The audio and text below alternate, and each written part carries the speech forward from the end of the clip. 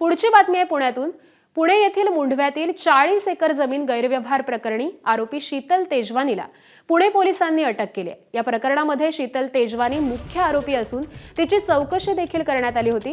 उपमुख्यमंत्री अजित पवार यांचे सुपुत्र पार्थ पवार यांच्या कंपनीसाठी ही जमीन खरेदी करण्यात आली होती।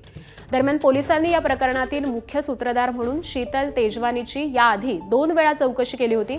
चौकशीमध्ये उघड झालेल्या बाबींवरून शीतल तेजवानीचा जमिनीच्या गैरव्यवहारामध्ये थेट सहभाग असल्याचं स्पष्ट झाल्यावरती काल अखेर अटकेची कारवाई करण्यात आली।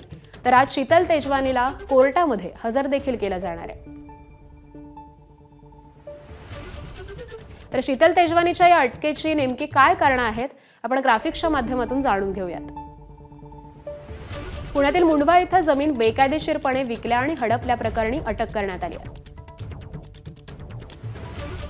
शासनाचे आदेश नसतानाही मूळ वतनदार वारसदारांकडून कागदपत्र तयार करून फसवणूक करत जमीन विक्री केली। शासनाच्या जमिनीची परस्पर विक्री करत सरकारची फसवणूक केल्याचा ठपका। स्वतःच्या फायद्यासाठी शासकीय जमिनीची विक्री केल्याचं तपासात उघड झालंय। तेजवानीनं मुंढवा इथल्या जमिनीचा सातबारा बंद असतानाही व्यवहारावेळी जोडल्याचं उघड झालंय। तर शीतल तेजवानीच्या अटकेची ही काही कारणं समोर येत आहेत।